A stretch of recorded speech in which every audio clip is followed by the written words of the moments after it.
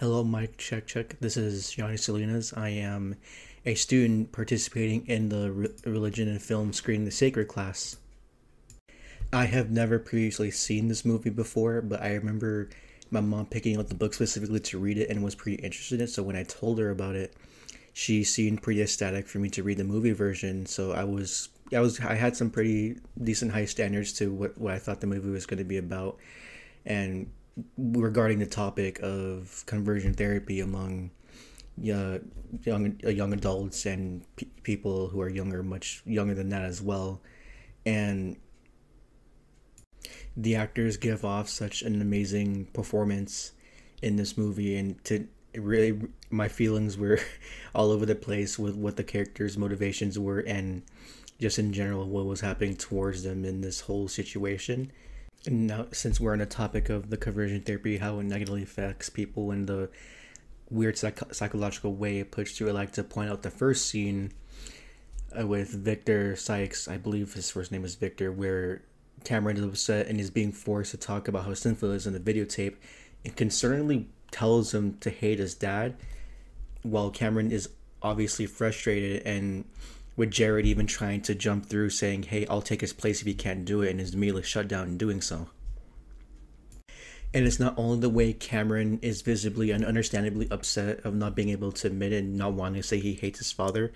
but it's the way Sykes jumps back and forth in his weird extremely angry personality with Cameron to trying to keep his composure and calm with everyone else as well. And it just has this weird two-faced sense to me, and it's that part really got to me as well, to try and understand Victor Sykes' whole psyche of what he does and why he participates to it in the first place. And we could even see this going forward, Jared, when he has to do it, when he only explains the part when he slept with Xavier, but it doesn't feel comfortable explaining the other part that happened to him, with Sykes blatantly telling him just say it because you know you're sinful, when he blatantly keeps on explaining that part wasn't his fault, because that's not only there's still a lot of trauma in him, it generally wasn't his fault. He didn't predict that sort of thing.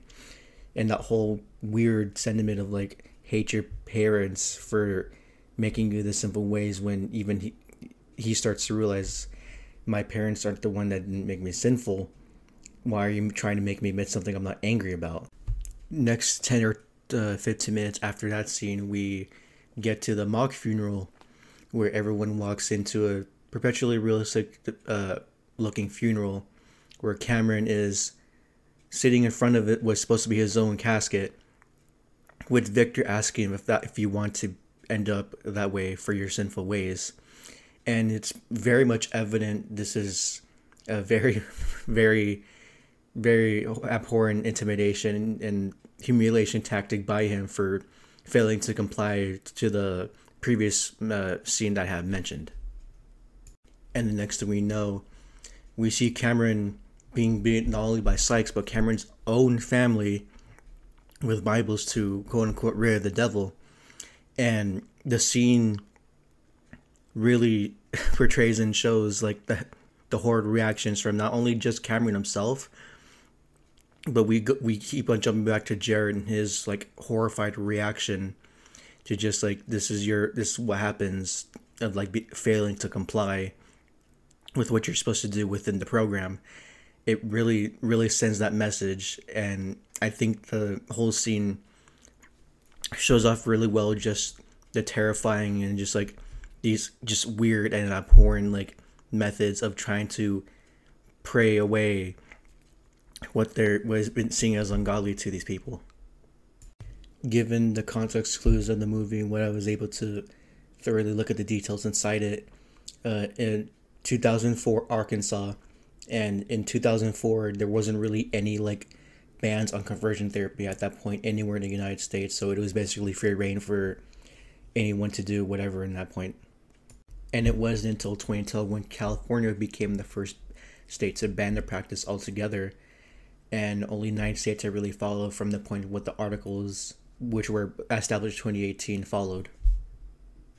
And a poll made in 2014 had shown in the articles that only 8% of people had actually really believed the practice can work, and lots of other details suggesting that a lot of the numbers saying could work or has worked beforehand are a bit inflated, which perfectly sets in line with the conversation Jared has with another person saying "fake it till you make it," in which a lot of these people in these conversion camps would just want to like go with the flow and just get out there as fast as they can in order to really pursue what they want in a healthy and happier manner. I believe the movie does a great service to the people who are unfortunately involved in such conversion therapy camps like Love in Action. I'll more than likely check out the original memoir of the book itself, since the movie has got me completely interested in the story of Love in Action and the people involved. I thoroughly enjoyed my time in the religion and film class, and I hope anyone who's listening to this little slideshow, I hope you have a great summer as the time of this recording, and God bless you.